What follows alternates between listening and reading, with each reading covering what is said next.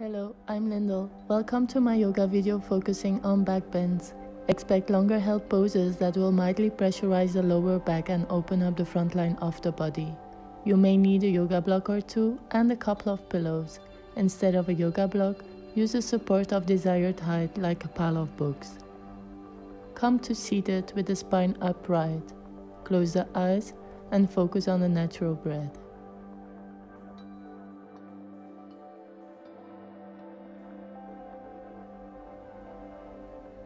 Open the eyes. Come to hands and knees. Slide the left knee forward while walking the right foot back, sinking the hips down. Try to bend the back leg to generate a stretch over the front of the right thigh and hip. If this doesn't come easily, sit the hips up higher on a yoga block or two or any other support you have around.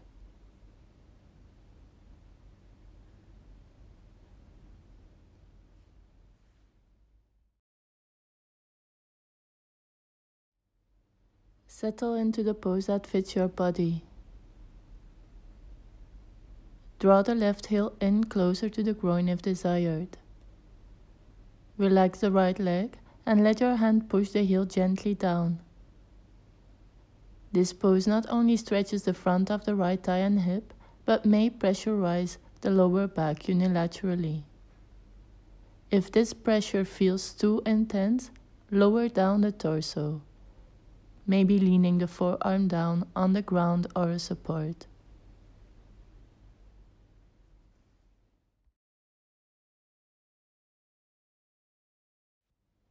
Remember that the height of the torso is impacting the pressure you feel in the lower back.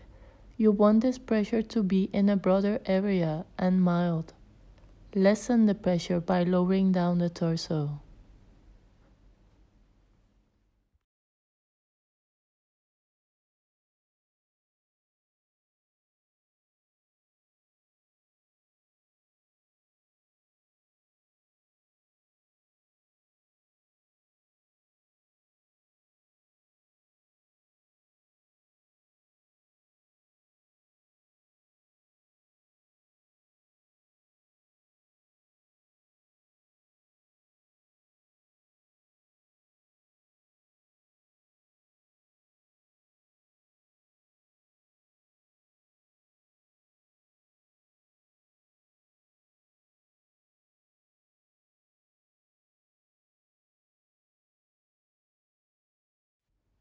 The last minute in this pose.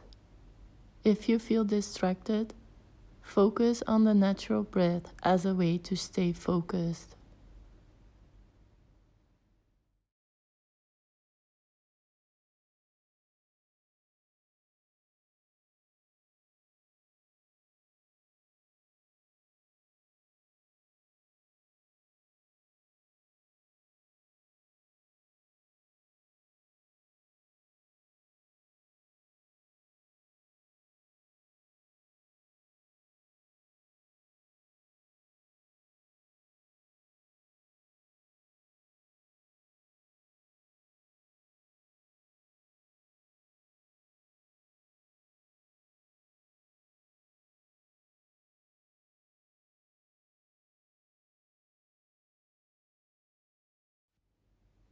Gently let go of the right foot. Move to the pose on the second side. Slide the right knee forward, walk the left foot back, lowering down the hips. Explore the pose without comparing. Maybe you need to sit higher so you can bend the back leg with a functional purpose to stretch the front side of the thigh and hip of the left leg, your back leg. You're looking for a mild stretch along quadriceps and hip flexors. Probably your torso will be in an upright or bent back position. This position may additionally pressurize the lower back as well, an extra benefit of this pose called up swan in yin yoga.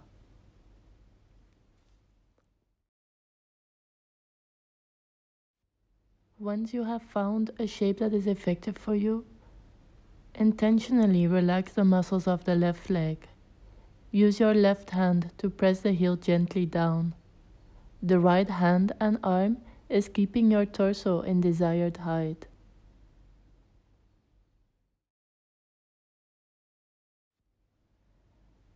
Draw the attention to the physical sensations generated, or rest the focus on the breathing qualities and observe.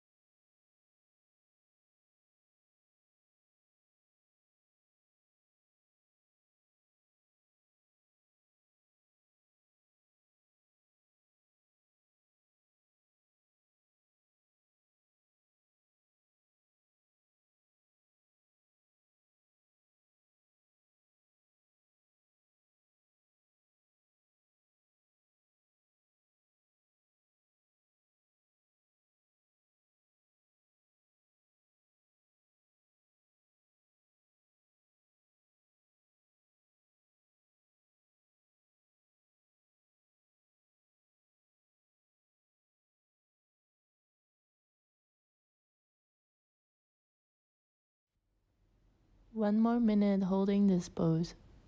Know that you can release any pose earlier when restlessness or strain in the body is felt.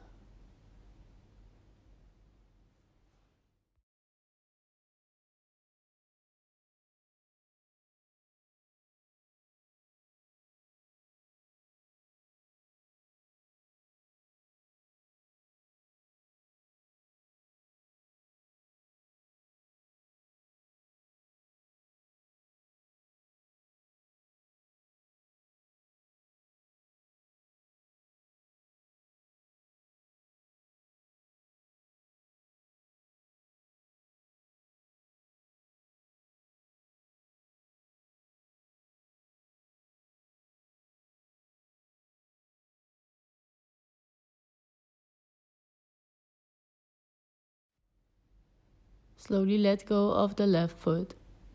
Release up swan. Come and lie onto the belly. The function of the next pose is to pressurize the lower back therapeutically. Lift the head and torso and lean onto the forearms. Explore with the width in between the legs, legs together, hip width apart, or even wider than hip width. If you don't feel the desired effect, lift the torso higher. Elevate the elbows onto blocks or another support you have around. Maybe you need to lift the torso higher, leaning onto the palms of the hands. We will hold this back bend for about 4 minutes. Feel free to move between any of these shapes during the hold.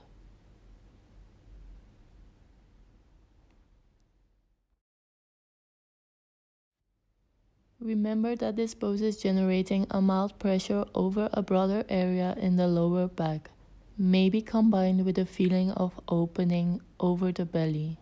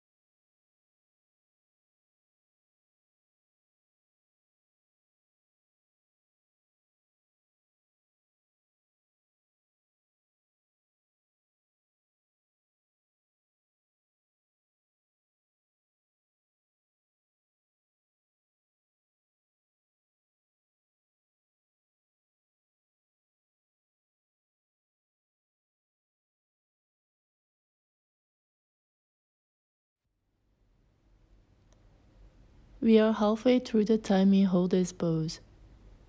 Check in with the physical sensations. Adapt the shape of the back bend accordingly.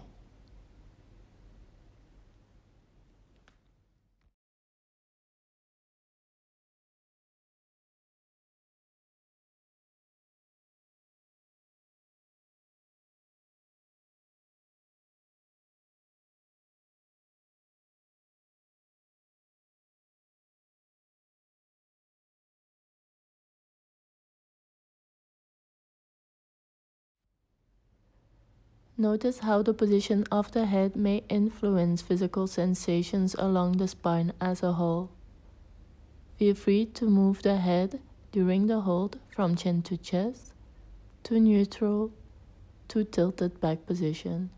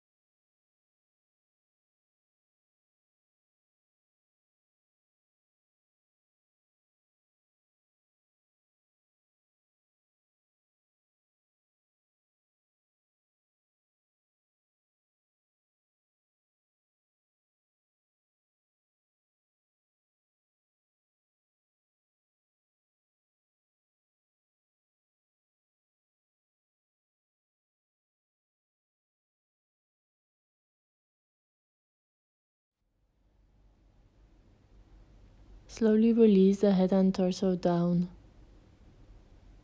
Rest onto the belly or roll onto the side with the knees bent, maybe a support in between the legs.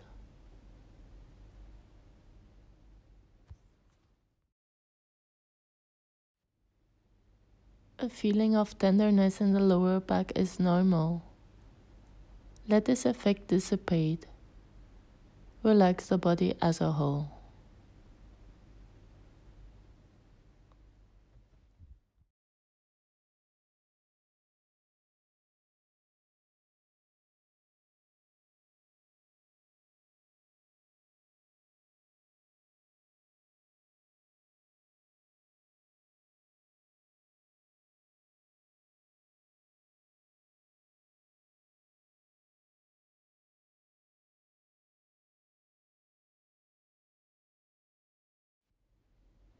Let's transition to the next pose to open shoulders and chest. Start from all fours. Walk the hands forward, arching the back and lowering the chest down towards the ground. Explore with the arm and hand position to feel a mild opening over the chest and armpits. If this feels too intense, rest the chest on top of a pillow or two.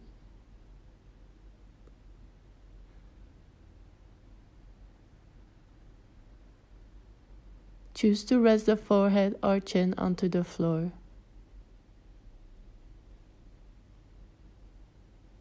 If you don't feel much of a stretch, try to elevate the upper arms onto 2 blocks or a couple of books to allow the chest to hang through. You may want to pad the knees for more comfort as well.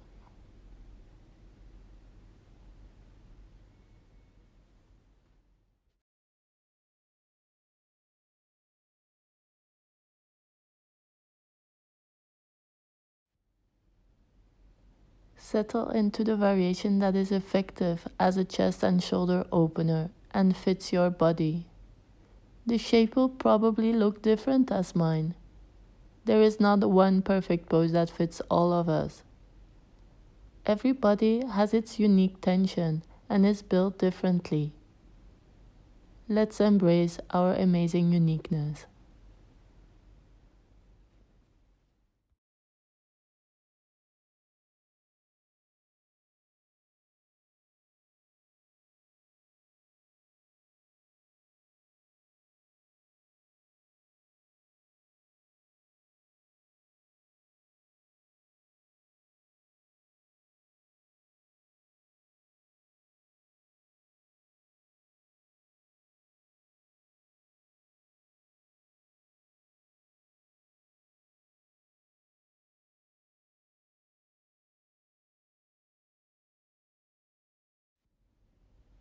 Relax the arms, chest, and belly. Maybe there are some moments when you can feel as if you're melting the chest down. That's why we call this pose melting heart pose in Yin Yoga.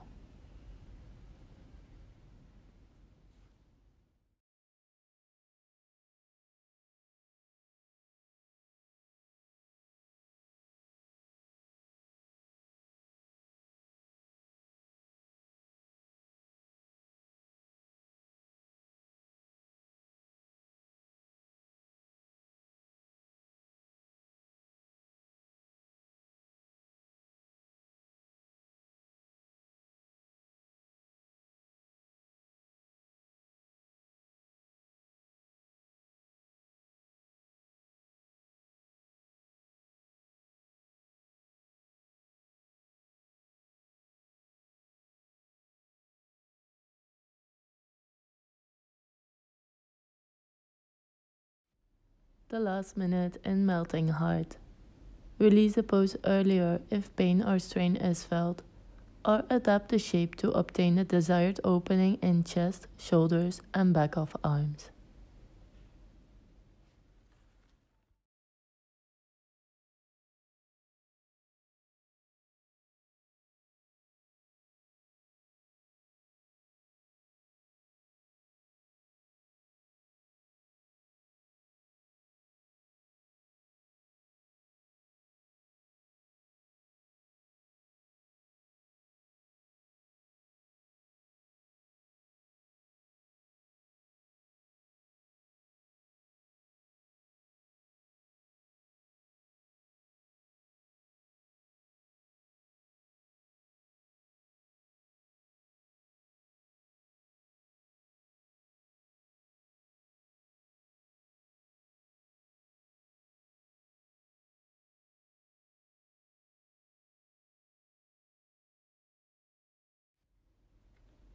Slowly come out of melting heart pose.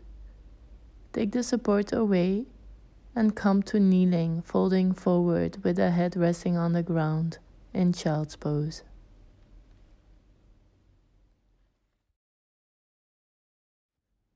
Rest the body and prepare mentally for the last pose in this sequence, still opening the front body, specifically front of the thighs, hips and belly, and are additionally pressurizing the lower back.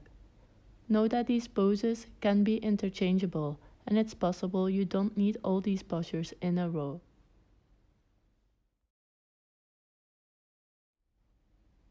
When ready, lift the spine upright. Sit on or in between the heels to generate a stretch along the quads and maybe hip flexors. You'll need to lean the torso back. Choose the desired height and rest on your hands or elbows. Some of you may be able to lean back on the ground. Let the knees open comfortably apart. It is okay if the knees float above the ground, as long as no pain is felt.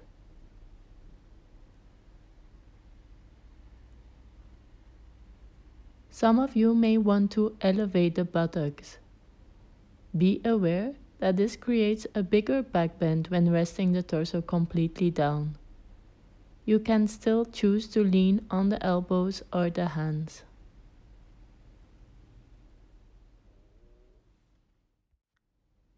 Choose any expression of this pose that is available to you. The best shape is the one that fits your body and is effective as a stretch along the front of the thigh, maybe hip, and maybe creating a mild pressure over the lower back.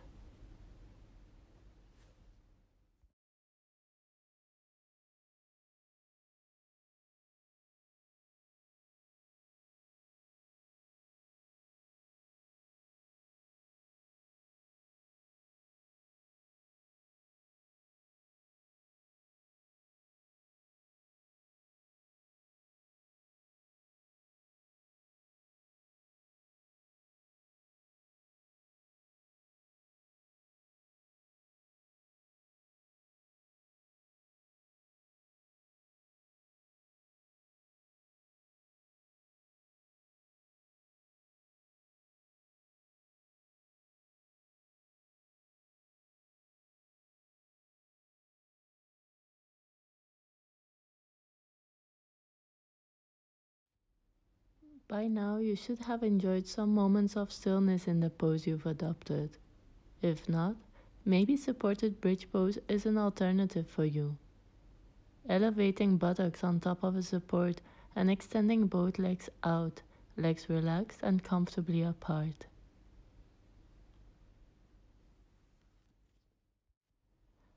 I prefer saddle pose in this moment. The blocks under the buttocks can ease tenderness over the top of the feet and ankles, but are increasing the back bend when lying down on the ground. Lean on the elbows or palms of the hands to decrease the back bend.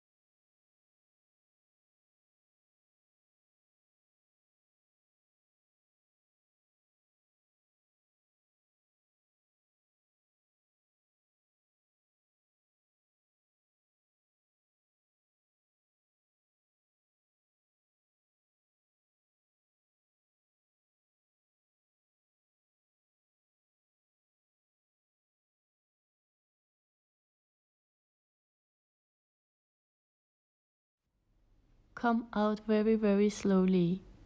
Be careful for your knees. Lean to the side to extend one leg at a time. If you have a support under the buttocks, bend the knees, press the feet into the ground, lift the hips just enough to take the support away and lower the hips back down.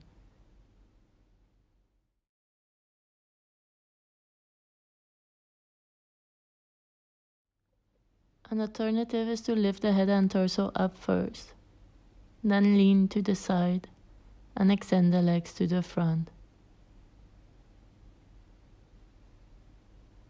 Adopt a neutral resting pose. Relax the body as a whole. Observe the effect of the previous poses.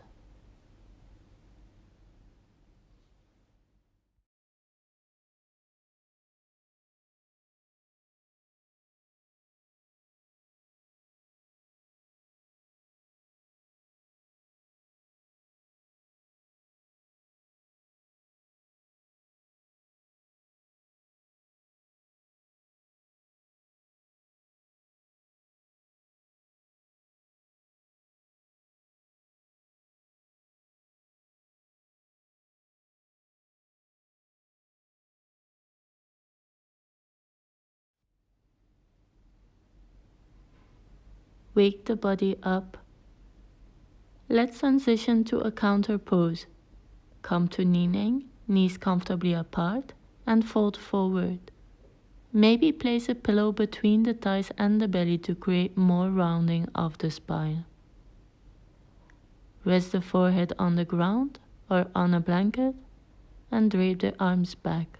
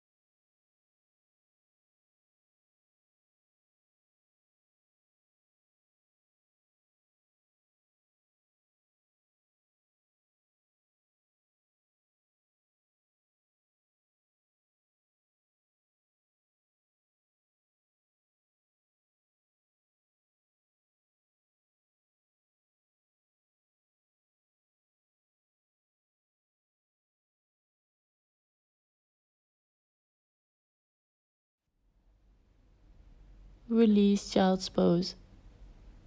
Come to hands and knees to move the spine back and forth, rounding and arching the spine.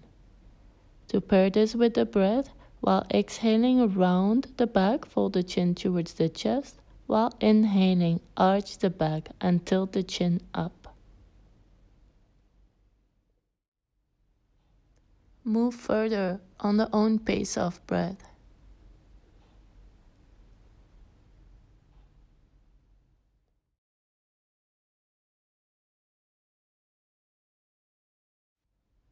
Continue to move back and forth or move around more spontaneously, rolling the shoulders and hips while arching and rounding the spine.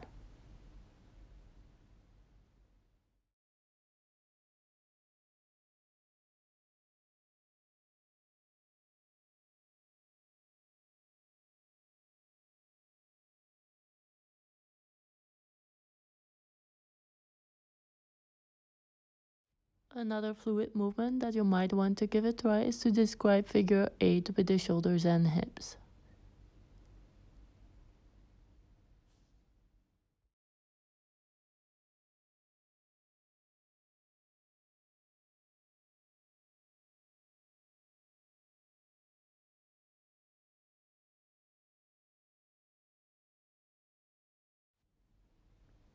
Finally, settle down in the center and lower the belly down onto the ground.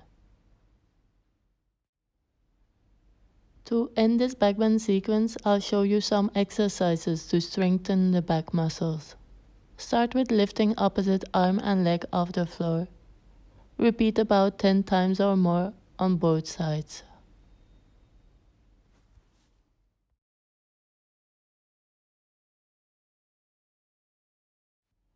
Now keep both legs down on the floor comfortably apart.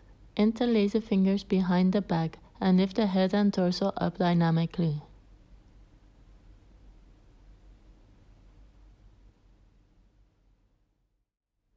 Start with 10 repetitions and gradually build up the number.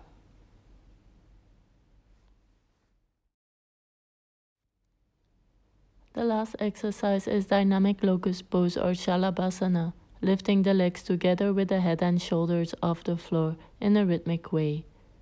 Choose to keep the arms to the side of the torso or to reach the arms forward.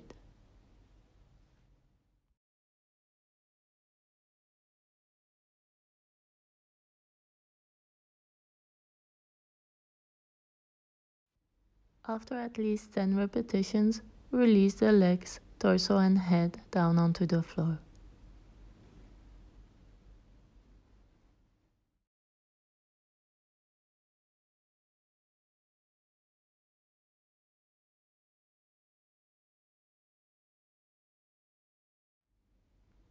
Stay here as long as you need. Thank you for practicing these backbends with me. Namaste.